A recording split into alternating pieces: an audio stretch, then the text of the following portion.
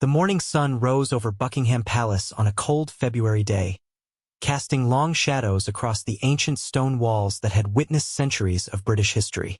Inside the grand corridors, servants moved quietly, preparing for another day of royal duties.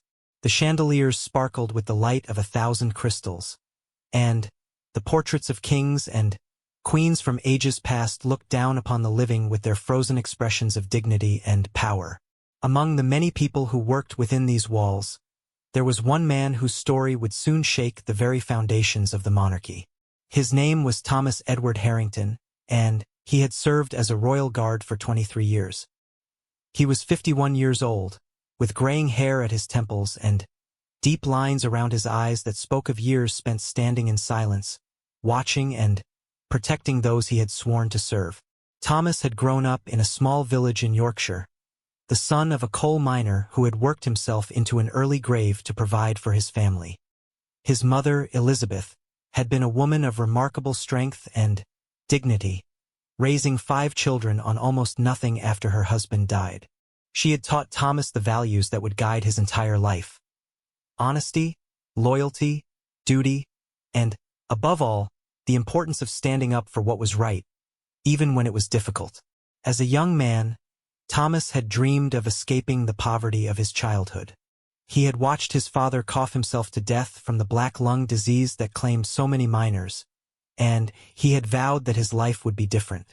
When he turned 18, he joined the British Army, seeking adventure and purpose.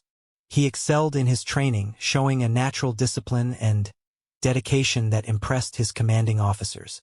It was during his time in the military that Thomas first encountered the idea of royal service. He had been selected to participate in a ceremonial event at Windsor Castle, and something about the experience had captured his imagination. The precision, the tradition, the sense of being part of something larger than himself. It all appealed to his deepest values.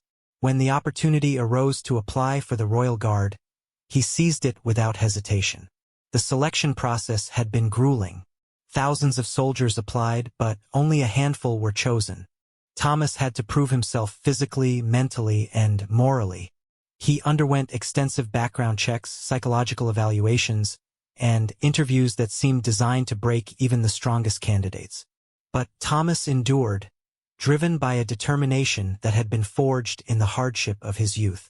When he finally received his appointment to the Royal Guard, Thomas felt that his life had found its true purpose. He remembered the day he first put on the ceremonial uniform, the tall bearskin hat, the red tunic with its gleaming buttons, the perfectly polished boots.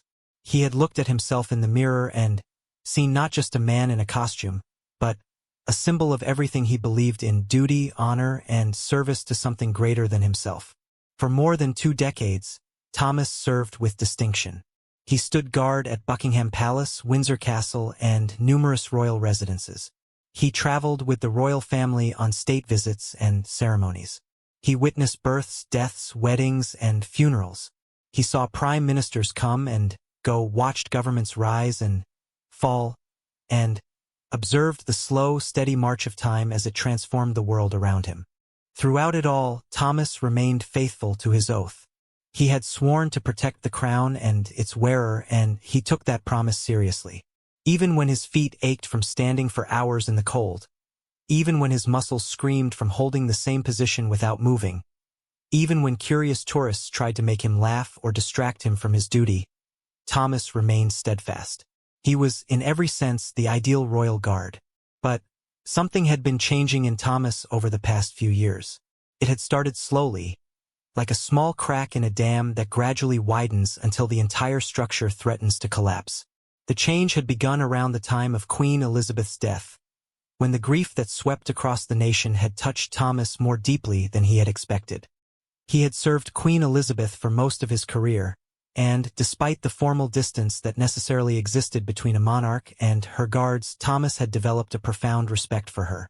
She had been a woman of genuine dignity, someone who had devoted her entire life to duty without complaint.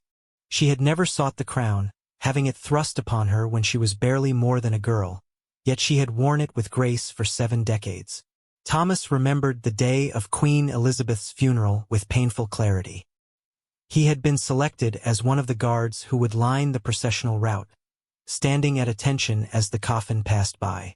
When the moment came, when he saw that flag-draped casket moving slowly through the streets of London, something inside him had broken. For the first time in his 23 years of service, tears had rolled down his cheeks while he stood at his post. He had expected to feel the same reverence when King Charles ascended to the throne. After all, the monarchy was about the institution, not the individual. The king was dead. Long live the king. That was how it had always been, how it was supposed to be.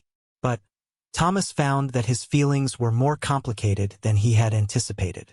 It wasn't King Charles himself who troubled Thomas. The new king seemed to be a decent man, someone who had spent his life preparing for a role he had never been certain he would live to fulfill. Thomas had observed Charles over the years and had developed a grudging respect for his environmental advocacy and his genuine concern for his subjects' welfare. No, what troubled Thomas was Camilla.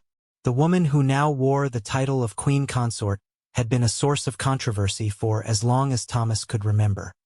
He had been a young guard when the scandal of Charles and Diana's marriage had captivated the world.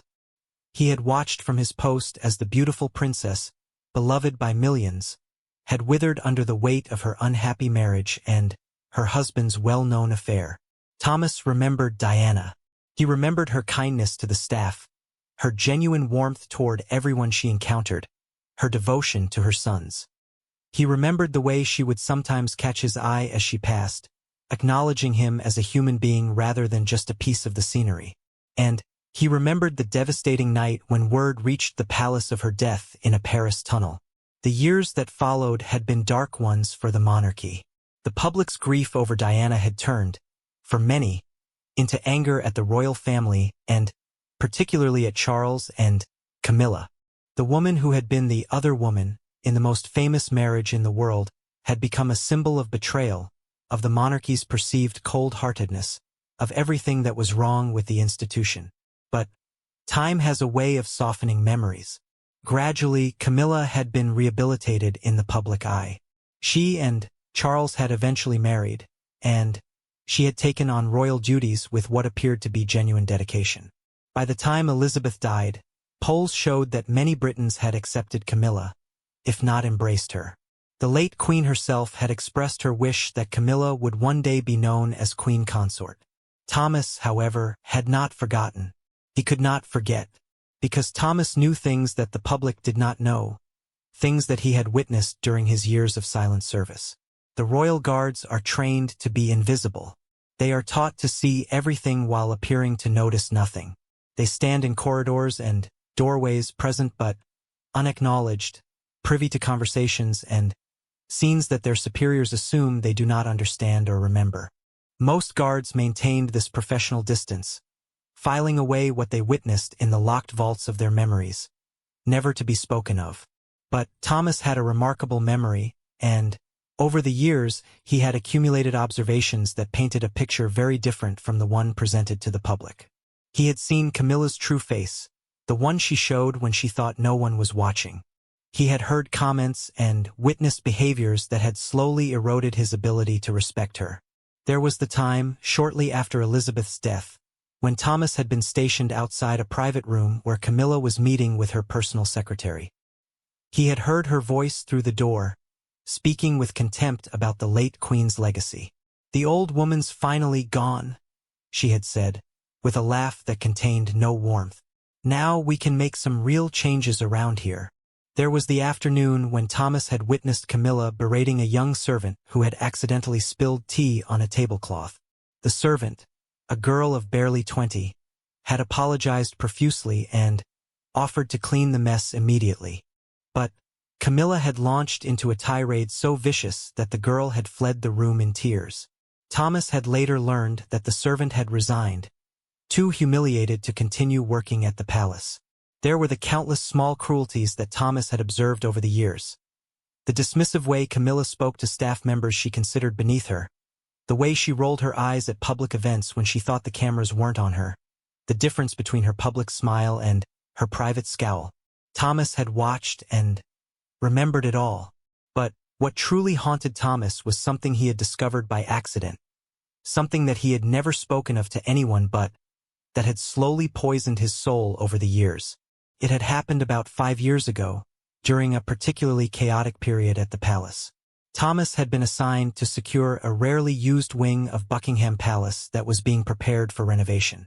During his rounds, he had discovered a door that had been left slightly ajar, unusual since all doors were supposed to be locked in areas under renovation. Curious, Thomas had pushed the door open and found himself in a small storage room filled with old filing cabinets and forgotten furniture. At first, he had thought little of it, assuming it was simply a repository for items no longer in use. But something had drawn him deeper into the room, a feeling he couldn't quite explain. In the far corner, behind a stack of dusty chairs, Thomas had found a filing cabinet that looked different from the others. It was newer, cleaner, clearly not as old as the other items in the room. And it was locked with a modern combination lock rather than the ancient key locks on the other cabinets. Thomas knew he should have reported his discovery and moved on. That was what protocol demanded. But something, call it intuition, call it fate, made him pause. He examined the lock more closely and noticed that it had been left slightly open, as if someone had been in a hurry and hadn't fully secured it. What Thomas found inside that cabinet would change his life forever. There were documents, letters, memos, financial records, that told a story so shocking that Thomas had at first refused to believe it. He had spent hours in that dusty room, reading page after page, his hands trembling and his heart pounding in his chest. The documents revealed a systematic campaign, spanning more than 2 decades, to manipulate public opinion about Camilla.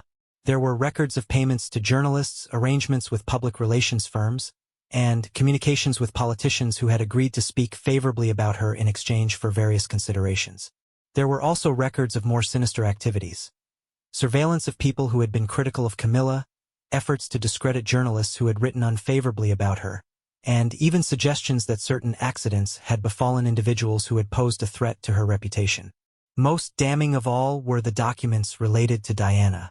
Thomas found communications suggesting that there had been a coordinated effort to undermine Diana during her marriage to Charles, to make her appear unstable and paranoid so that Charles's affair with Camilla would seem more understandable. There were references to the Paris situation that suggested foreknowledge of the events that had led to Diana's death, though the documents were too vague to confirm anything specific. Thomas had taken photographs of every document with his phone, his hands shaking so badly that some of the images were blurred. He had then carefully replaced everything exactly as he had found it and secured the lock. He had left the room and completed his rounds as if nothing had happened. But inside, Thomas Harrington had been transformed. The man who walked out of that storage room was not the same man who had walked in. He carried with him knowledge that weighed on his conscience like a stone around his neck. He had spent the years since that day wrestling with what to do, torn between his oath of loyalty and his sense of right and wrong. For 5 years, Thomas had kept his secret. He had continued to perform his duties, standing guard with the same outward discipline and dedication that had always defined him. But inside, a war was raging. Every time he saw Camilla, every time he had to stand at attention in her presence, every time he heard her voice or saw her face on television, he felt sick to his stomach. He had tried to convince himself that it wasn't his place to act. He was just a guard, after all, a man of no importance in the grand scheme of things. Who would believe him if he came forward? Who would listen to the accusations of a middle-aged soldier against one of the most powerful women in the world? The documents he had photographed could be dismissed as forgeries. His career would be destroyed, his reputation ruined, his life turned upside down. But Thomas could not forget what he had seen. And increasingly, he could not accept the idea of remaining silent. The final catalyst came on a cold January morning, about a month before the day that would change everything. Thomas had been assigned to guard duty outside a private meeting room where Camilla was hosting a group of charity officials.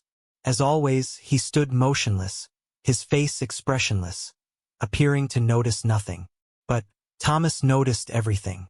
He noticed the way Camilla's smile disappeared the moment the charity officials left the room. He noticed the dismissive wave of her hand as she ordered a servant to clean up the tea things. And he noticed, with a chill that ran down his spine, the conversation she had with her private secretary afterward. "Those tedious do-gooders," Camilla had said, her voice dripping with contempt, "going on and on about their orphanages and their soup kitchens, as if I care about any of that. I'm the queen now, not some charity worker." Her secretary had murmured something that Thomas couldn't quite hear, and Camilla had laughed. Elizabeth spent her whole life bowing and scraping to the public, pretending to care about every little cause. Look where it got her, dead and forgotten. I intend to enjoy my position while I have it. The public can think whatever they want. Thomas had felt something shift inside him at that moment, something that had been building for years finally clicking into place. He realized that he could no longer remain silent. Whatever the cost to himself, he had to speak out. The woman who now wore the crown did not deserve it. The institution he had spent his life serving was being corrupted from within. And he, Thomas Edward Harrington, was one of the few people who knew the truth. In the weeks that followed, Thomas began to plan. He was methodical by nature, and he approached this new mission with the same discipline he had brought to his military career. He researched the best way to make his accusations public. He consulted quietly with a few trusted friends, former soldiers who he knew would keep his confidence. He organized the evidence he had collected, preparing it for the moment when he would reveal everything. He also prepared himself emotionally for what was to come. Thomas knew that the moment he spoke out, his life as he knew it would be over. He would lose his career, his pension, probably his freedom. The royal establishment would come after him with everything it had. He would be called a liar, a traitor, a madman. His family would be dragged through the mud alongside him. Thomas had a wife, Margaret, whom he had married 30 years ago. They had 3 children, now grown, and 2 grandchildren who were the lights of his life. He knew that his decision would affect all of them, that they would suffer for his choice to speak out. The thought of causing them pain was almost enough to make him abandon his plan. But then he would think of Diana, dead in a Paris tunnel at 36. He would think of the young servant girl, humiliated and driven from her job. He would think of all the people who had been hurt, silenced, or destroyed to protect Camilla's image and advance her ambitions. And he would remember why he had joined the Royal Guard in the first place. To serve something greater than himself, to uphold values that mattered, to be a man of honor in a world that so often rewarded dishonesty. Thomas chose the date carefully. It was to be February 14th, Valentine's Day, a day when the world's attention would already be focused on matters of the heart. There was a certain poetic justice in that, Thomas thought. His announcement would be about love in a way, love of truth, love of justice, love of the country and institution he had served for so long. The night before, Thomas sat in his small flat in London and wrote a letter to his wife. He explained everything, the documents he had found, the things he had witnessed, the decision he had made. He told her that he loved her more than he could ever express, and that he was sorry for what was about to happen. He asked her to try to understand, even if she couldn't forgive him. He also wrote letters to each of his children, explaining his reasons and asking them to remember the values he had tried to teach them. He told them that sometimes a man had to stand up for what was right, even when it was hard, even when it cost him everything. He told them he was proud of who they had become, and that he hoped in time they would be proud of him too. Thomas didn't sleep that night. He lay in bed, staring at the ceiling, running through his plan again and again. He thought about all the possible outcomes, all the ways things could go wrong. He thought about the life he was about to leave behind and the uncertain future that lay ahead. But he never wavered. His decision was made. When the sun rose on February 14th, Thomas Edward Harrington got out of bed, showered, shaved, and put on his ceremonial uniform for what he knew would be the last time. He looked at himself in the mirror. The tall bearskin hat, the red tunic, the polished boots, and he felt a sense of peace wash over him. For 23 years, he had worn this uniform with pride. Today, he would honor it in a different way. The ceremony was scheduled for noon. It was to be a minor event, a routine changing of the guard at Buckingham Palace that would normally attract only tourists and a few curious onlookers. But Thomas had made sure that this particular ceremony would be different. He had anonymously tipped off several journalists, hinting that something newsworthy might happen. He wanted the world to witness what he was about to do. As Thomas made his way to the palace, he felt strangely calm. The weight that had been pressing on his chest for 5 years seemed to lift with each step he took. He knew that he was walking toward his own destruction, but he also knew that he was walking toward something greater, toward truth, toward justice, toward the kind of man he had always wanted to be. The crowds were larger than usual when Thomas arrived at the palace gates. He could see the journalists he had tipped off, their cameras already focused on the guards preparing for the ceremony. He could see the tourists with their phones, eager to capture the spectacle. And he could see, in the distance, the windows of the palace where Camilla might even now be watching. Thomas took his position for the ceremony, standing at attention with his fellow guards. His heart was pounding in his chest, but his face remained expressionless, his body perfectly still. He had been trained for this, not for what he was about to do, but for the discipline required to do it. The ceremony began. The commands were shouted, the guards marched, the tourists applauded. Everything proceeded exactly as it had thousands of times before. And then, at the precise moment Thomas had chosen, he did something no royal guard had ever done in the long history of the institution. He stepped forward out of formation and began to speak. The words poured out of him, words he had rehearsed countless times in his head but that now came with a raw, unrehearsed emotion. He spoke of his years of service, of his devotion to the crown, of his respect for Queen Elizabeth and all that she had represented. He spoke of his discovery in the storage room, of the documents he had found, of the campaign of deception and manipulation that had brought Camilla to the throne. And then, in a voice that rang out across the courtyard and was captured by every camera present, Thomas Edward Harrington declared that Camilla Parker Bowles was not fit to wear the crown. He declared that her title of queen was invalid, obtained through fraud and corruption. He called upon the British people to demand the truth, to investigate the documents he would provide, to hold accountable those who had worked for decades to deceive them. The silence that followed his declaration lasted only a moment before chaos erupted. Guards rushed toward Thomas, journalists shouted questions, tourists screamed and scattered. But Thomas stood his ground, his arms at his sides, his head held high.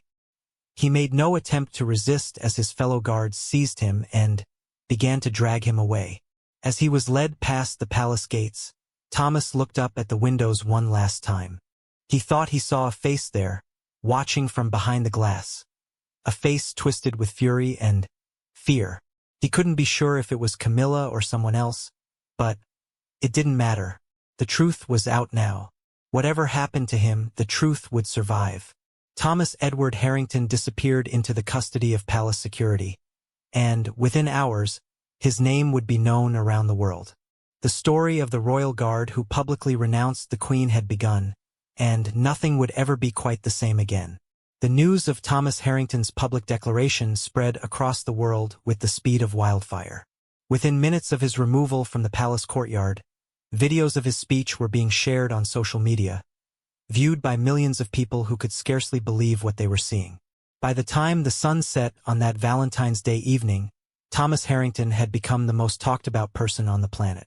In newsrooms across Britain, editors scrambled to make sense of what had happened. The footage was undeniable. A royal guard, in full ceremonial uniform, stepping out of formation and delivering a scathing denunciation of Queen Camilla. But what did it mean? Was this man a hero or a lunatic? A whistleblower exposing genuine corruption? Or a disturbed individual having a public breakdown? The palace released a brief statement within hours of the incident, carefully worded to minimize the damage while not directly addressing Thomas's accusations. The statement described Thomas as a former employee who has been removed from his position due to conduct unbecoming of his role. It characterized his claims as baseless allegations that do not merit serious consideration.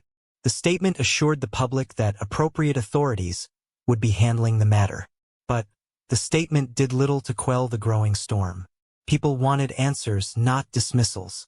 They wanted to know who Thomas Harrington was, why he had done what he did, and whether there was any truth to his shocking claims. The internet erupted with speculation, conspiracy theories, and heated debates about the monarchy itself. Meanwhile, Thomas sat in a small, windowless room somewhere in the depths of the palace security complex, waiting to learn his fate. He had been treated roughly by the guards who had taken him into custody, not violently, but with a coldness that made clear he was now considered an enemy rather than a colleague. His ceremonial uniform had been taken from him, replaced with plain clothes that hung loosely on his frame.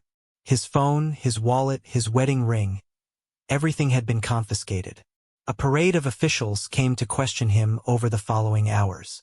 Security personnel, palace administrators, and eventually men in dark suits who never identified themselves but whose questions suggested they represented interests far more powerful than simple palace security. They wanted to know how Thomas had obtained his information, who else knew what he knew, and whether he had shared the documents with anyone before his public declaration. Thomas answered their questions calmly and honestly. He had nothing to hide, at least nothing beyond what he had already revealed. Yes, he had found the documents 5 years ago. No, he had not shared them with anyone until now. Yes, he had copies stored in a secure location that would be released to journalists if anything happened to him. No, he would not reveal the location of those copies. This last point caused considerable consternation among his interrogators. Thomas could see the fear in their eyes when he mentioned the insurance policy he had put in place. He had given copies of the most damaging documents to 3 different people, trusted friends who did not know each other and who had instructions to release everything to the media if Thomas did not contact them within 48 hours. It was a simple but effective safeguard, and Thomas could tell that his captors had no idea how to counter it. The interrogations continued through the night and into the next day. Thomas was given little food, no opportunity to sleep, and no access to a lawyer despite his repeated requests. He understood what they were trying to do: break him down, get him to recant his accusations, convince him to reveal the location of the remaining documents. But Thomas had been trained to endure far worse than sleep deprivation and hunger. He remained steadfast, answering questions when he chose to and remaining silent when he did not. On the second day of his detention, something unexpected happened. A young woman in a palace uniform, a servant by the look of her, slipped a folded piece of paper into Thomas's hand as she delivered his meager breakfast tray. Thomas concealed his surprise and waited until he was alone to read the note. It contained only a few words, written in a hasty scrawl. "You are not alone. Many of us know the truth. Stay strong." Thomas destroyed the note immediately, eating the paper to ensure it would not be found. But the message it carried stayed with him, warming something in his chest that had grown cold during the long hours of interrogation. He was not alone. There were others who knew the truth, others who might be willing to stand with him if given the chance. While Thomas endured his detention, the world outside was convulsing with the aftershocks of his revelation. The story dominated every news cycle, every social media platform, every conversation in pubs and coffee shops and living rooms across Britain. People who had never given much thought to the monarchy found themselves suddenly fascinated by the drama unfolding at its heart. The public reaction was deeply divided. Some people dismissed Thomas as an attention-seeking troublemaker, a disgruntled employee with a grudge against his former employers. These voices pointed to his lack of concrete evidence, his dramatic method of revelation, and the inherent implausibility of his claims. Surely, they argued, if there were truly documents proving such serious allegations, they would have surfaced long before now. But others believed Thomas, or at least believed that his claims deserved serious investigation. These voices noted his long and distinguished record of service, his lack of any obvious motive for fabrication, and the specific nature of his accusations. They pointed out that the palace's response had been defensive rather than transparent, and they demanded that an independent investigation be launched to determine the truth. In Parliament, opposition members rose to call for exactly such an investigation. The Prime Minister, caught off guard by the crisis, attempted to navigate between defending the monarchy and responding to legitimate public concern. He spoke carefully of respecting our institutions, while also acknowledging that serious allegations must be taken seriously. It was a political tightrope walk that satisfied almost no one. The media, meanwhile, was digging into every aspect of the story. Journalists tracked down Thomas's family, his neighbors, his former colleagues, anyone who might shed light on the man at the center of the storm. They pieced together the story of his life, his humble origins, his military career, his decades of service to the crown. They interviewed experts on royal protocol, historians of the monarchy, psychiatrists who offered opinions on what might have motivated his actions. Margaret Harrington, Thomas's wife, became an unwilling celebrity overnight. Journalists camped outside her modest home, shouting questions every time she appeared at a window. Friends and neighbors rallied around her, bringing food and offering support, but nothing could shield her from the relentless attention. On the second day after Thomas's declaration, Margaret gave a brief statement to the press, her voice trembling but her words clear. "My husband is a good man," she said, reading from a piece of paper she clutched in her shaking hands. "He has served this country with honor for more than 20 years. He would not have done what he did without good reason. I stand by him, and I ask that you respect our family's privacy during this difficult time." The statement only intensified the media frenzy. Margaret's dignified defense of her husband touched something in the public heart, adding a human dimension to what had, until then, been primarily a political scandal. People began to see Thomas not just as a mysterious whistleblower but as a husband, a father, a man with a family who loved him and believed in him. Inside the palace, a very different kind of reaction was unfolding. Camilla, who had been in residence when Thomas made his declaration, had retreated to a private wing and refused to speak to anyone except her closest advisors. King Charles, who had been traveling abroad at the time of the incident, had cut short his trip and returned to London in a state of obvious distress. The royal household was in turmoil, with staff members whispering in corners and casting nervous glances at the security personnel who seemed to be everywhere. On the third day, Thomas was finally allowed to see a lawyer. The man who entered his holding room was not someone Thomas knew, a gray-haired solicitor with kind eyes and a worried expression. He introduced himself as Edward Blackwood and explained that he had been appointed to represent Thomas in what he delicately called the current situation. Thomas was immediately suspicious. He knew that the palace would want to control his legal representation to ensure that whatever lawyer he had would be sympathetic to their interests rather than his. But as Blackwood began to speak, Thomas found himself reassessing his initial judgment. "Mr. Harrington," Blackwood said quietly, leaning close so that the microphones Thomas was sure were hidden in the room would have difficulty picking up his words. "I want you to know that I am not here as an agent of the palace. I have been appointed through a process that I believe was designed to provide you with someone sympathetic to their cause. But I have read the transcripts of your interrogations and I have spoken with people who know your history. I believe you are telling the truth." Thomas studied the lawyer's face, searching for any sign of deception. He had become adept at reading people during his years of silent observation, and what he saw in Blackwood's eyes was genuine conviction. "Why should I trust you?" Thomas asked. Blackwood smiled sadly.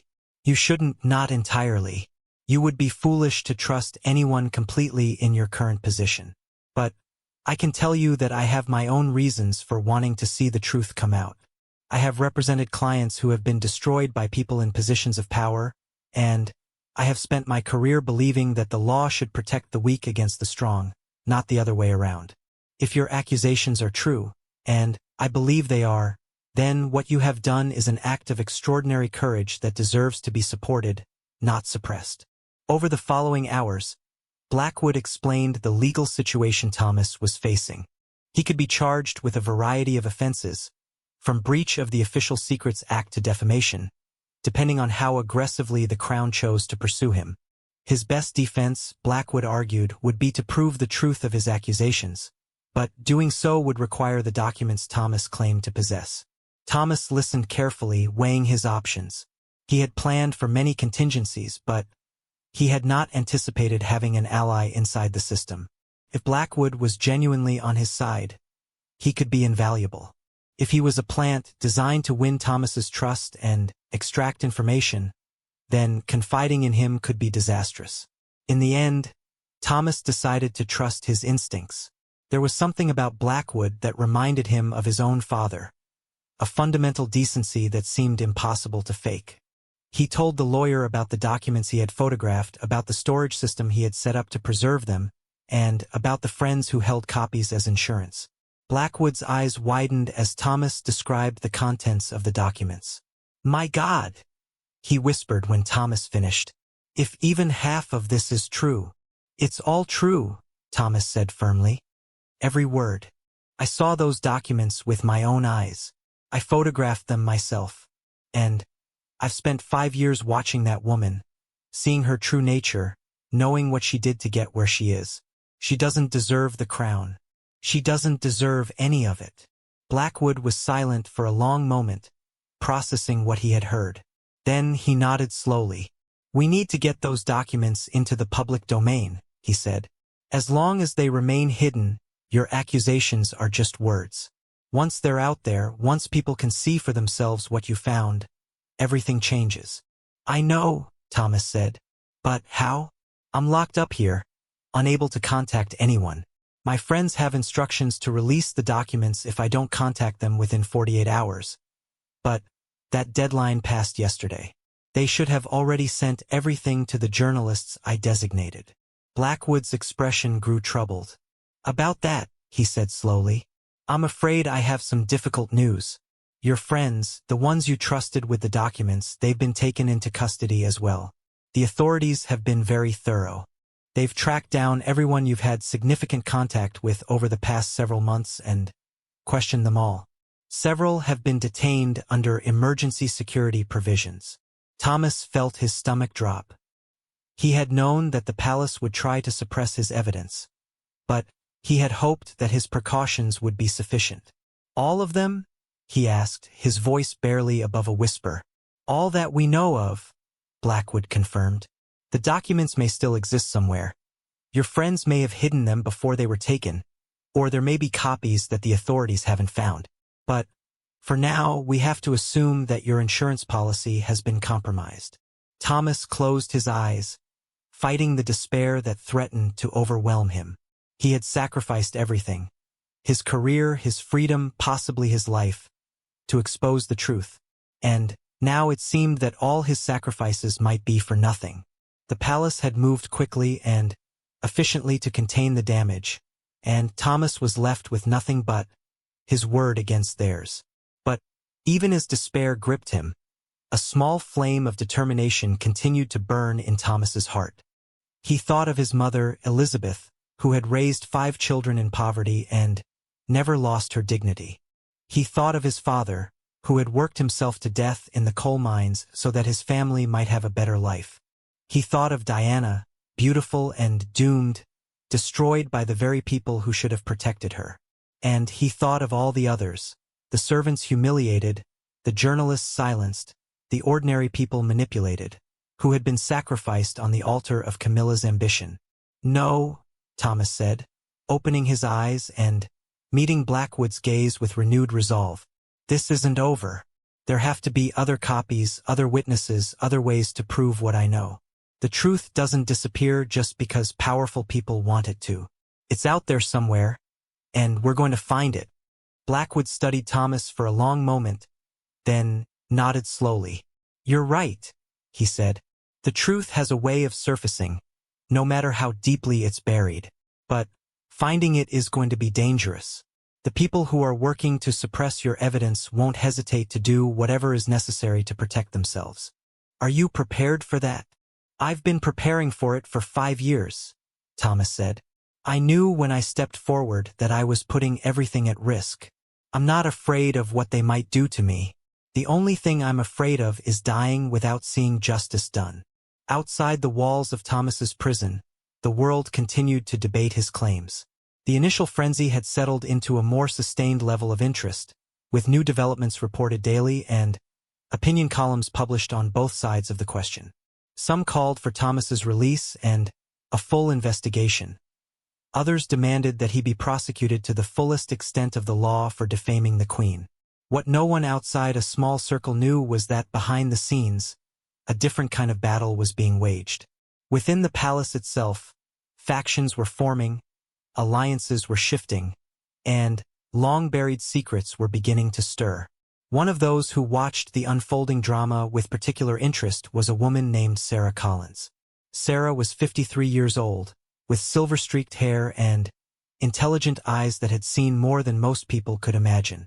She had worked at the palace for nearly 30 years, rising through the ranks to become one of the senior administrators responsible for managing the royal household. Sarah knew Thomas Harrington. She had worked alongside him for years, had respected his dedication and integrity, had sometimes shared a quiet word with him during the long hours of their respective duties. She had been shocked by his public declaration, but not as shocked as others might have expected. Because Sarah, like Thomas, had seen things during her years of service. Things that had troubled her conscience and kept her awake at night. When the news of Thomas's detention reached her, Sarah faced a decision that would change the course of her life. She could remain silent, as she had for so many years, protecting her position and her pension and her comfortable existence. Or she could do what Thomas had done. Step forward and add her voice to his at whatever cost to herself. For 3 days, Sarah wrestled with her conscience. She went through the motions of her daily work, attending meetings and reviewing schedules and managing staff, all while her mind churned with the weight of what she knew.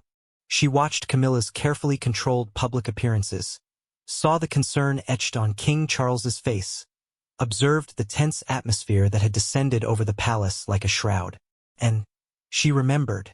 Sarah remembered the early days when Diana was still alive and the scandal of Charles's affair was the whispered subject of every palace conversation. She remembered the efforts that had been made to manage public perception, the strategies that had been deployed to gradually rehabilitate Camilla's image. She remembered conversations she had overheard, documents she had glimpsed, decisions she had been asked to implement without being told their true purpose. She also remembered a particular incident from about 15 years ago, something she had buried so deeply in her memory that it had taken Thomas's declaration to bring it back to the surface. It had happened during a state dinner, when a foreign dignitary had made a comment about Diana that Camilla had overheard. The comment had been innocuous enough, just a mention of what a wonderful woman Diana had been, how much she was missed by the public. But Camilla's reaction had been anything but innocuous. Sarah had been in the next room, close enough to hear Camilla's voice through the partially open door. That woman was nothing but a problem from the day she married into this family, Camilla had said, her voice cold with contempt. Everything she did was designed to undermine me and Charles. Her death was the best thing that ever happened to this institution, and I won't stand here and listen to people pretend otherwise. The words had shocked Sarah to her core. She had stood frozen, unable to move or speak, as Camilla's footsteps approached the door. She had just barely managed to compose herself before Camilla swept into the room, her public smile firmly back in place, all trace of the venom she had just expressed completely hidden behind a mask of graciousness. Sarah had never told anyone what she had heard. She had buried the memory, told herself that Camilla had been under stress, that people said things they didn't mean when they were upset. But she had never quite been able to forget the ice in Camilla's voice, the absolute conviction with which she had spoken of Diana's death as the best thing that ever happened. Now, with Thomas's accusations making headlines around the world, Sarah found herself unable to continue her silence. If what Thomas said was true, if there really were documents proving that Camilla had been involved in systematic deception and manipulation, then Sarah's own observations might be crucial in supporting his claims.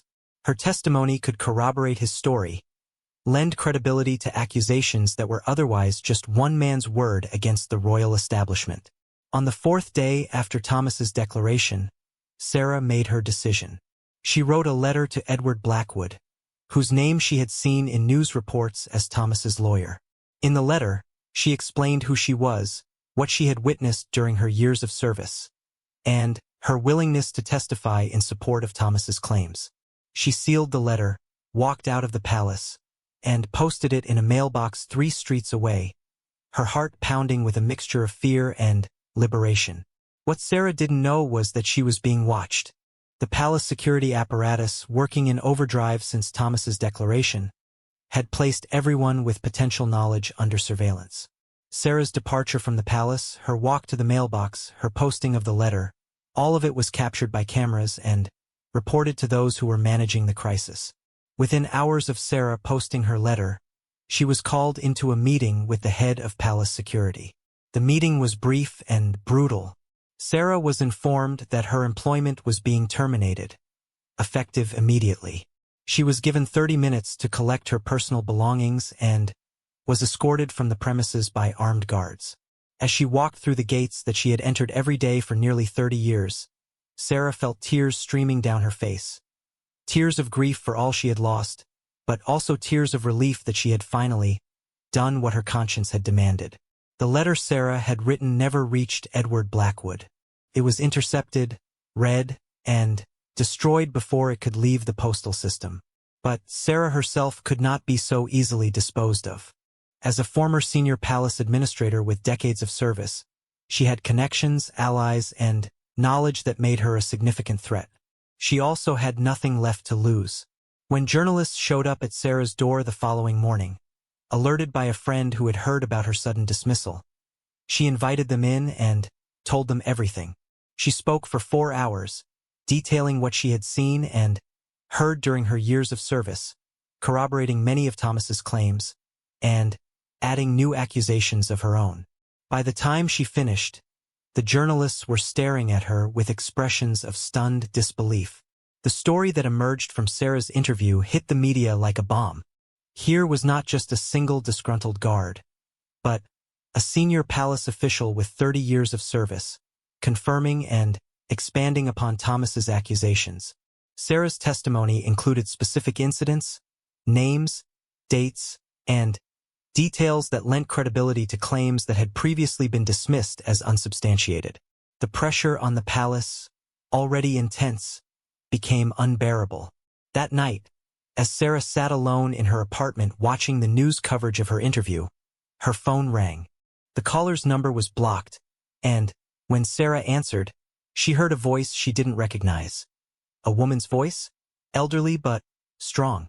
"Mrs. Collins," the voice said, "I understand you have been very brave today. I want you to know that you are not alone. There are many of us who know the truth, and we are grateful for your courage. Please be careful, and know that help will come when you need it most." Before Sarah could respond, the line went dead. She sat for a long moment, staring at her phone, wondering who had called and what the message meant. But somewhere deep inside her, a spark of hope had been ignited. She was not alone. There were others who knew the truth, and together perhaps they could ensure that justice was finally done. The crisis that had begun with a single man stepping out of formation at Buckingham Palace had grown into something far larger, far more dangerous, and far more consequential than anyone had anticipated. The foundations of the monarchy were shaking, and the tremors could be felt around the world. And in a windowless room somewhere beneath the palace, Thomas Harrington allowed himself, for the first time since his detention, to smile. The truth was fighting back, and the truth, as Thomas had always believed, would ultimately prevail. The emergence of Sarah Collins as a second witness transformed the nature of the crisis engulfing the British monarchy. What had been a story about one man's explosive accusations became something far more significant, a growing chorus of voices challenging the legitimacy of the Queen herself. The palace, which had hoped to contain the damage through a strategy of denial and suppression, found itself facing a threat that seemed to grow larger with each passing day. In the weeks that followed Sarah's interview, other voices began to emerge. They came forward one by one at first, then in small groups, each adding their own testimony to the gathering weight of evidence against Camilla. Former servants spoke of mistreatment and abuse. Ex-security personnel described suspicious activities they had been ordered to ignore. Administrative staff recalled documents they had been told to destroy and conversations they had been forbidden to discuss. Not all of these witnesses were credible. Some were clearly opportunists, seeking attention or money by attaching themselves to the scandal. Others had been persuaded by the palace to come forward with false testimony designed to muddy the waters and discredit the genuine accusers. But among the noise there was a signal, a consistent pattern of testimony that painted a picture of systematic deception, manipulation, and cruelty. The international media descended upon Britain like a swarm. Journalists from every major news organization in the world set up camp outside Buckingham Palace, outside Thomas's home, outside Sarah's apartment, outside the homes of anyone who might have a connection to the story. The British tabloids, which had long experience in covering royal scandals, outdid themselves with sensational headlines and breathless speculation. The broadsheets attempted to maintain their dignity while still covering every development in obsessive detail. Television networks ran special programs examining the history of the monarchy, the scandal of Charles and Diana's marriage, the rehabilitation of Camilla's image, and the implications of the current crisis for the institution itself. Experts were brought in to analyze every aspect of the situation: historians, psychologists, constitutional lawyers, media analysts, and anyone else who could offer a perspective that might help viewers understand what was happening. Social media became a battlefield. Supporters of the monarchy clashed with those calling for its abolition. Defenders of Camilla argued that she was the victim of a coordinated smear campaign, while her accusers pointed to the growing body of testimony against her. Conspiracy theories flourished on both sides, with some claiming that Thomas was a plant designed to destabilize the country, and others insisting that the entire royal family was complicit in crimes that went far beyond anything that had yet been revealed. Amidst all this chaos, the political establishment struggled to maintain order. The Prime Minister, facing intense pressure from all sides, announced that an independent inquiry would be launched to investigate the allegations against the Queen. The inquiry would be led by a senior judge with a reputation for impartiality, and its findings would be made public once complete. It was a compromise designed to satisfy no one completely but to buy time for the situation to stabilize. Thomas Harrington, still detained in the palace security complex, learned of these developments through Edward Blackwood, who was allowed to visit him regularly. Each visit brought new information, new witnesses coming forward, new developments in the political response, new signs that the truth Thomas had sought to expose was gradually coming to light. But Thomas was under no illusion that victory was assured. The palace had vast resources at its disposal: money, influence, legal expertise, and the loyalty of those who depended on the monarchy for their positions and livelihoods. The fight to suppress the truth was being waged on multiple fronts, with tactics ranging from legal intimidation to character assassination to, Thomas feared, more sinister methods. The first sign that the palace was prepared to use extreme measures came about 3 weeks after Thomas's initial declaration. Sarah Collins, who had been giving regular interviews and had become something of a celebrity among those seeking to expose the truth, was walking home from a meeting with journalists when she was struck by a car that mounted the pavement at high speed. The car did not stop, and Sarah was left lying on the ground with serious injuries while passers-by called for help. Sarah survived, but barely. She was rushed to hospital with multiple broken bones, internal bleeding, and head trauma that would require weeks of treatment. The police launched an investigation into the hit and run, but the car was never found and no suspect was ever identified. The official conclusion was that it had been an accident, a random tragedy with no connection to Sarah's role in the royal scandal. Almost no one believed this conclusion. The timing was too convenient, the circumstances too suspicious. Thomas, hearing the news in his cell, felt a cold fury settle over him. He had known from the beginning that the forces he was fighting would stop at nothing to protect themselves. Now he had proof. The attack on Sarah had an unexpected effect on public opinion. Rather than intimidating potential witnesses into silence, it galvanized them. The perception that the palace was willing to kill to protect its secrets transformed the scandal from a matter of royal misbehavior into something far more serious, a potential cover-up of violent crimes. People who had been hesitant to speak out found themselves newly motivated by outrage and a sense of solidarity with Sarah. One such person was a man named James Porter, a retired detective who had worked for the Metropolitan Police for over 30 years. James had been assigned to provide security for Diana during the last years of her life, and he had been present in Paris on the night of her death. He had spent the decades since that night haunted by questions, troubled by inconsistencies in the official account, and increasingly convinced that the truth about what happened in that tunnel had never been fully revealed. James had followed the Thomas Harrington story with growing interest, recognizing in the Royal Guard's accusations echoes of his own suspicions. But it was the attack on Sarah Collins that finally pushed him to action. He contacted Edward Blackwood through a secure channel and offered to share what he knew. What James knew was explosive.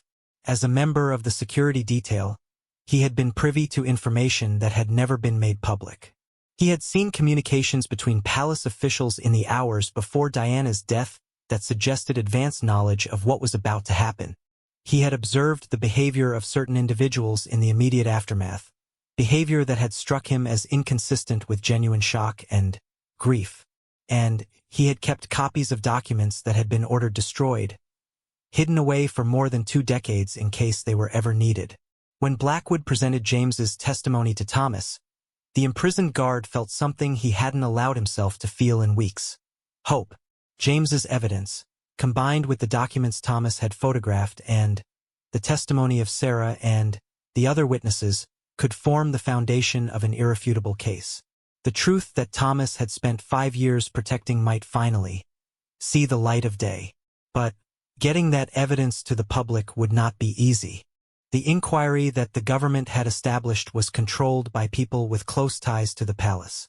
The police investigation into Sarah's attack was going nowhere, and Thomas himself remained locked up, his access to the outside world limited to his lawyer's visits. Blackwood proposed a risky plan. He had made contact with an investigative journalist named Rachel Chun, a tenacious reporter with a reputation for fearless coverage of powerful institutions. Rachel had resources that the other participants in this drama lacked: connections to international media organizations, experience in handling sensitive documents, and the technical expertise to ensure that information could be disseminated in ways that the palace could not easily suppress. The plan was to compile all the available evidence: Thomas's photographs, James's documents, the testimony of Sarah, and the other witnesses, into a comprehensive package that could be released simultaneously through multiple channels. The release would be timed to maximize impact, coordinated with journalists around the world who would publish their stories at exactly the same moment. Once the information was out there, distributed across dozens of media organizations and millions of social media accounts, no power on earth could suppress it. The preparation took weeks. Blackwood served as the intermediary, carrying information between Thomas, James, Rachel, and the other participants in the operation. Each meeting was a risk. The palace had eyes everywhere, and any slip could mean disaster. But slowly, carefully, the pieces came together. Thomas spent his days in detention preparing his contribution to the package: a detailed written account of everything he had witnessed during his years of service, everything he had found in the storage room, and everything he had learned since his arrest. He wrote in small, precise handwriting, filling page after page with the truth that had consumed his life for the past 5 years. When he finished, the document ran to more than 100 pages. While Thomas wrote, the situation outside continued to evolve. The inquiry launched by the government had begun its work, conducting interviews and reviewing documents. But it quickly became clear that the inquiry was designed to protect the monarchy, not expose its secrets. Witnesses who testified against Camilla found their statements buried in procedural delays. Documents that might support the accusations were deemed classified and withheld from public view. The chairman of the inquiry, despite his reputation for impartiality, seemed increasingly sympathetic to the palace's position. Public frustration with the inquiry's slow pace and apparent bias manifested in protests outside Parliament and Buckingham Palace. The crowds were small at first, but they grew steadily as weeks passed without any meaningful revelations from the official investigation. Placards bearing Thomas's face became common sights, alongside slogans demanding "Truth for Thomas" and "Justice for Diana." The palace's response to the protests was heavy-handed. which only inflamed the situation further. Police were deployed in large numbers, making arrests on minor pretexts and using force against peaceful demonstrators. The imagery of British subjects being dragged away by police for demanding accountability from their queen played badly on television screens around the world. International pressure began to mount, with political leaders in allied countries expressing concern about the state of civil liberties in Britain. Inside the palace, the atmosphere had become toxic. Staff members who had once worked together in relative harmony now eyed each other with suspicion, each wondering whether their colleagues might be the next to defect to the other side. Camilla herself had become increasingly isolated, rarely seen in public and rumored to be suffering from a nervous condition that kept her confined to her private quarters. King Charles, caught between his love for his wife and his duty to the institution he had spent his life preparing to lead, appeared to age visibly over these weeks. His public appearances, once marked by the practiced ease of a man born to ceremonial duties, now betrayed signs of strain and uncertainty. He said nothing publicly about the accusations against Camilla, but his silence was itself eloquent, a failure to mount a full-throated defense of his queen that many interpreted as a tacit admission that the accusations had merit. The day chosen for the coordinated release was a Friday in mid-March, selected because it would give the story maximum time to develop over the weekend, when news organizations had more space for in-depth coverage and the palace would have fewer official channels through which to respond. Rachel Chun had assembled a network of journalists across more than 20 countries, each with their own piece of the story, each prepared to publish at exactly noon London time. That morning, Thomas woke in his cell with a sense of calm certainty. Whatever happened today, whether the release succeeded or failed, whether it brought him freedom or sealed his fate, at least the waiting would be over. He had done what he could, sacrificed what he had to sacrifice, and now the outcome was in the hands of others. At precisely noon, the first stories began to appear. Rachel Chun published her comprehensive account on an international news platform, including scanned images of the documents Thomas had photographed and James had preserved. Within minutes, other stories followed from newspapers in London, New York, Paris, Sydney, Tokyo, and dozens of other cities. Social media amplified the coverage, spreading the information to millions of people within hours. The reaction was immediate and overwhelming. The documents that Thomas had found were even more damning than his public accusations had suggested. They revealed not just a campaign to rehabilitate Camilla's image, but evidence of criminal activity, bribery, witness tampering, and references to actions against Diana that, while not conclusive proof of murder, were disturbing enough to demand serious investigation. The palace's initial response was predictable: denial, dismissal, accusations that the documents were forgeries. But the sheer volume of evidence, and the corroboration provided by multiple independent witnesses, made these denials increasingly difficult to sustain. Legal experts appearing on television pointed out that several of the documents bore official seals and signatures that would be extremely difficult to forge. Former intelligence analysts suggested that the communications referred to actual operations they had heard rumors about during their careers. By Saturday evening, the calls for Camilla to step down had grown impossible to ignore. Senior politicians from across the political spectrum were demanding answers. Religious leaders expressed their concern. Foreign governments began to issue carefully worded statements about their expectations for accountability. The Queen was, for all practical purposes, under siege. Sunday brought the most dramatic development yet. King Charles, looking exhausted and grief-stricken, appeared on television to make a brief statement. He did not defend Camilla or deny the accusations against her. Instead, he spoke of his love for his country, his commitment to the institution of the monarchy, and his determination to do what was best for Britain. He announced that he had accepted Camilla's decision to withdraw from public life pending the outcome of investigations into the matters raised by recent revelations. It was not an abdication, not a formal renunciation of her title, but it was, in effect, the end of Camilla's reign as queen. She would no longer appear at official functions, no longer represent the crown, no longer exercise any of the ceremonial duties that came with her position. She had been neutralized, if not defeated. Thomas watched the king's statement on a small television that had been provided in his cell. He felt no triumph, no satisfaction, only a deep, weary sadness. He had not wanted any of this. He had not sought to bring down the monarchy or humiliate the king. He had simply wanted the truth to be known, and he had been willing to sacrifice everything to make that happen. 2 days later, Edward Blackwood arrived at Thomas's cell with news.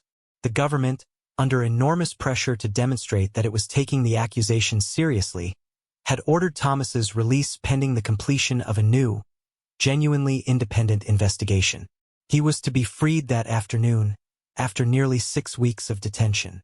Thomas walked out of the palace security complex into the spring sunshine, blinking in the sudden brightness after so many weeks in artificial light. Margaret was waiting for him, her face wet with tears, her arms reaching for him before he had fully emerged from the doorway. They held each other for a long moment, neither speaking, while cameras flashed and journalists shouted questions that neither of them attempted to answer. As Thomas walked away from the palace that had been his prison, he turned back for one last look at its imposing facade. Somewhere behind those walls, Camilla was dealing with the consequences of her actions. Somewhere, the investigation was beginning that would determine whether she would face criminal charges. Somewhere, the truth was finally, after so many years, coming to light. Thomas had won the battle. But he knew, as he climbed into the car that would take him home, that the war was far from over. The forces he had challenged were too powerful, too entrenched, too desperate to go down without a final fight. Whatever came next, Thomas was determined to be ready for it. The story of the royal guard who publicly renounced the Queen had entered a new phase. And the most dramatic chapters were yet to be written. The weeks following Thomas Harrington's release from detention were a time of profound adjustment, both for the man himself and for the nation he had shaken to its foundations. Thomas returned to the small flat he shared with Margaret in a quiet neighborhood of London, expecting to find some measure of peace after the ordeal he had endured. Instead, he found himself at the center of an ongoing storm that showed no signs of abating. The flat was surrounded by journalists at all hours, their cameras and microphones a constant presence that made even simple tasks like taking out the rubbish or collecting the morning milk feel like public performances. Neighbors who had known Thomas for years looked at him differently now, some with admiration, others with suspicion or outright hostility. The division that had split the country was reflected in the microcosm of his own street, where arguments about his actions had reportedly broken out at a recent residents' association meeting. Margaret, who had stood by her husband through everything, was struggling with the attention in ways that Thomas found heartbreaking to witness. She had always been a private person, content with her garden, her church, and her close circle of friends. Now she was recognized everywhere she went, approached by strangers who wanted to thank her or condemn her, photograph her or question her. The strain was telling on her health, and Thomas often lay awake at night listening to her restless sleep, wondering whether his pursuit of truth had cost her more than anyone should be asked to pay. Their children and grandchildren faced their own challenges. Thomas's eldest son, Michael, a teacher at a comprehensive school in Birmingham, reported that his students were constantly asking questions about his father, questions he didn't always know how to answer. His daughter, Catherine, an accountant with a large firm in Manchester, had been quietly asked to take an extended leave of absence until the situation clarified itself. Only his youngest, David, a chef with no interest in politics or controversy, seemed relatively unaffected, continuing his work at a restaurant in Edinburgh with the same cheerful dedication he had always shown. But it was the grandchildren who worried Thomas most. Sophie and James, aged 8 and 6, were too young to understand what was happening but old enough to sense the tension that surrounded every family gathering. They asked why Grandpa was always on television, why people kept shouting outside their house, why their parents seemed so tired and worried all the time. Thomas tried to explain in terms they could understand, but how do you tell a child that Grandpa had done something that some people thought was very brave and other people thought was very bad, and that no one could agree on which it was? The independent investigation that had been established in the wake of the document release was proceeding slowly but steadily. Unlike the first inquiry, this one was genuinely independent, led by a retired Chief Justice with no ties to the palace and staffed by investigators who had been specifically chosen for their lack of connection to the establishment.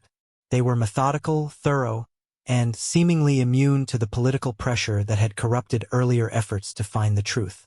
Thomas was called to testify before the investigation multiple times, spending long hours in a formal conference room answering questions about everything from his initial discovery of the documents to his decision to go public, from his observations of Camilla's behavior to his assessment of the palace's response to his accusations. He answered every question honestly and completely, holding nothing back, determined to give the investigation everything it needed to reach a just conclusion. Other witnesses testified as well. Sarah Collins, recovered enough from her injuries to travel but still bearing visible scars from the attack, gave emotional testimony about her years of service and what she had witnessed. James Porter, the retired detective, provided his documents and his analysis, explaining in careful detail why he believed the official account of Diana's death was incomplete at best and deliberately misleading at worst.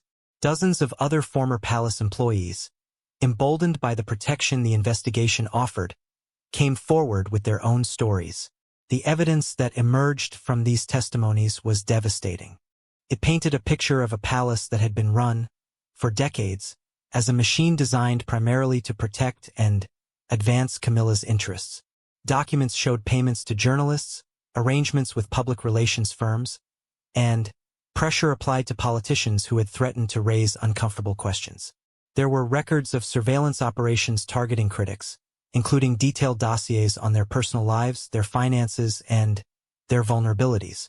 Most disturbing were the documents related to Diana. While there was no smoking gun proving that her death had been anything other than a tragic accident, there was evidence of systematic harassment in the months before she died, surveillance of her movements, monitoring of her communications, and efforts to isolate her from potential allies. There were communications suggesting that certain individuals had advanced knowledge of her planned trip to Paris, though the significance of this knowledge remained unclear. And there were records of a cleanup operation in the days after her death, during which documents were destroyed and witnesses were persuaded to alter their recollections. The investigation did not accuse Camilla of ordering Diana's death. The evidence simply was not there to support such a charge.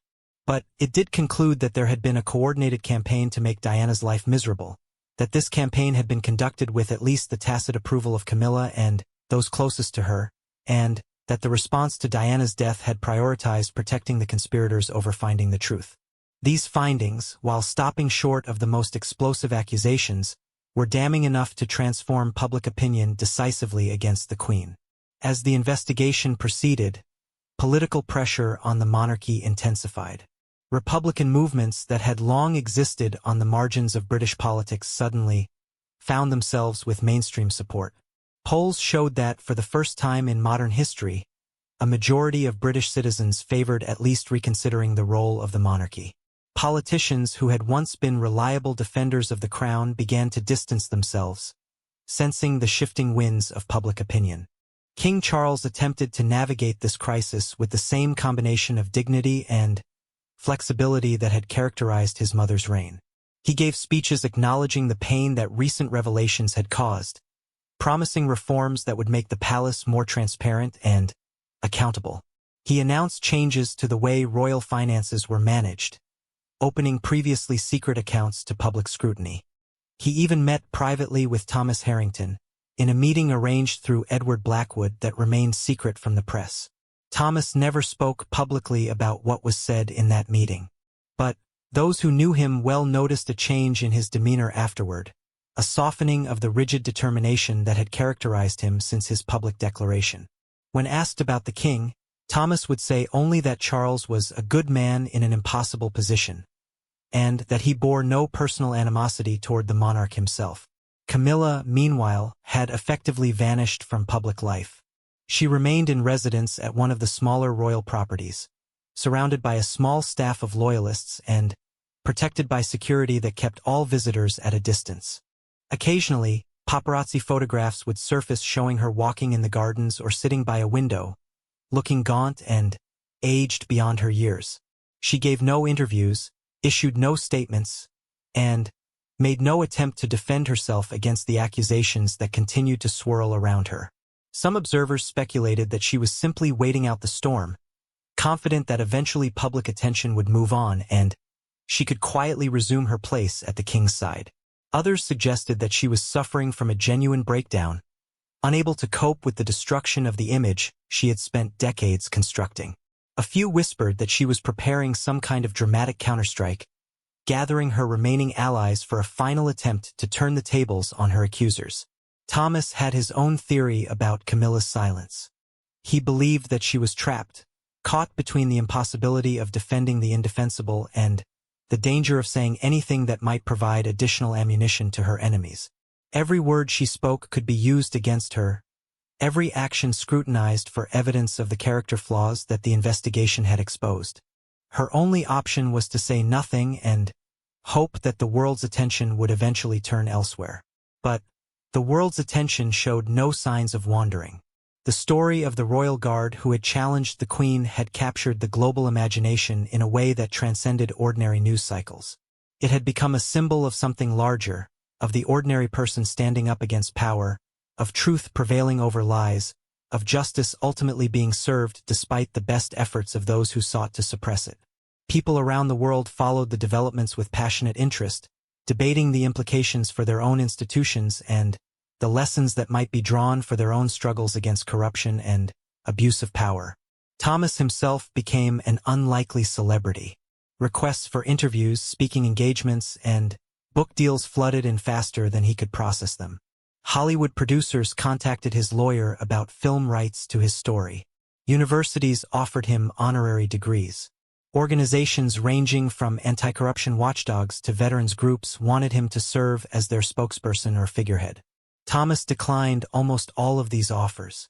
He had not done what he did for fame or money, and he had no interest in becoming a professional celebrity or crusader. He gave a few carefully chosen interviews, selected to ensure that his message reached as wide an audience as possible, but he refused any payment and insisted on editorial control to prevent his words from being distorted or sensationalized. He wanted to tell his story, not to sell it. What Thomas did accept was an invitation to speak at a memorial service for Diana, held on the anniversary of her death. The service had been an annual event for years, organized by charities that Diana had supported and attended by those who still mourned her loss. But this year, in light of recent events, the service took on a different character, a reckoning with the past as much as a remembrance of the dead. Thomas stood before a crowd of several thousand people, many of them holding photographs of Diana or flowers that they would later lay at her memorial. He spoke simply and directly, without notes, his voice steady but heavy with emotion. He talked about what Diana had meant to those who had served alongside her, how her kindness and humanity had touched everyone who encountered her. He talked about the years of silence he had endured, the weight of knowledge that had pressed upon him, the decision he had finally made to speak out. And then he said something that no one had expected. He apologized. "I am sorry," Thomas said, his voice catching slightly, "that I did not speak sooner. I am sorry that I let fear and doubt keep me silent for 5 years while the truth remained hidden. I am sorry to all of you who loved Diana, who deserved to know what I knew, who might have found some measure of peace if I had found the courage to come forward earlier. I cannot change the past, but I can promise you this. I will spend whatever time remains to me ensuring that the truth is never again buried by those who benefit from lies." The crowd's response was overwhelming. People wept, embraced each other, called out words of gratitude and encouragement. Thomas stood at the podium, tears streaming down his own face, feeling for the first time since his ordeal began that he had done the right thing. Not just the courageous thing or the difficult thing, but the truly right thing, the thing that needed to be done regardless of the cost. After the memorial service, Thomas